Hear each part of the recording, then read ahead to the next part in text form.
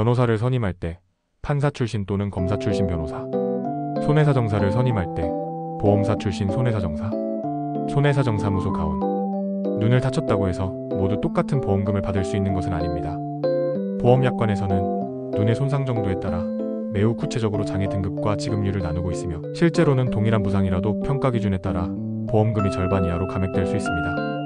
오늘은 눈의 장애에 대한 보험금 지급 기준을 쉽게 정리해드리겠습니다. 장애의 종류와 지급률. 장애 지급률은 시력 손상 정도나 눈의 기능 상실 정도에 따라 차등 지급됩니다. 대표적으로 두 눈이 모두 멀었을 때는 100%를 지급받을 수 있지만 한쪽 눈만 시력이 나쁘거나 기능이 저하된 경우는 535% 수준입니다. 시력과 관련하여서는 다음과 같습니다.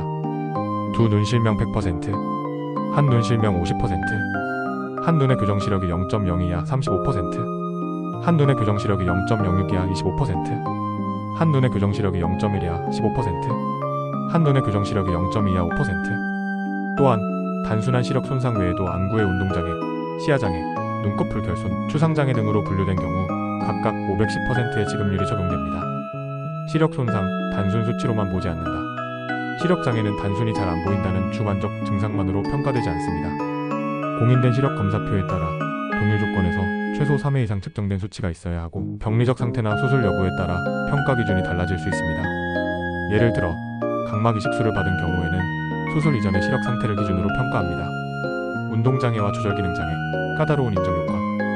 안구의 운동장애는 한 눈의 움직임 범위가 정상의 12 이하로 줄거나 중심시야 20도 이내에서 복시물체가 겹쳐 보이는 현상가 있는 경우에 인정됩니다. 조절기능장애는 초점을 맞추는 기능이 정상의 절반 이하일 때 평가되며 50세 이상인 경우는 노안으로 판단에 제외되기도 합니다.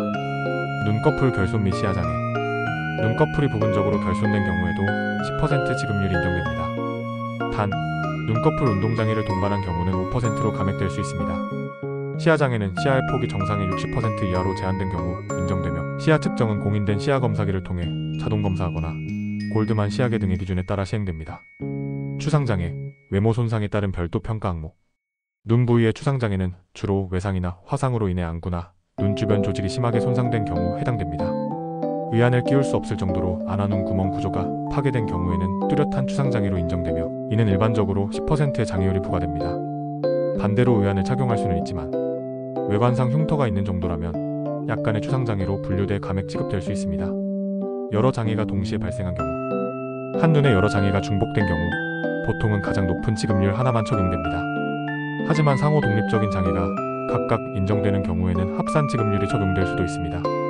예를 들어 시력장애와 눈꺼풀 결손이 각각 독립적으로 발생했다면 두 항목의 지급률을 합산해 적용할 수 있습니다.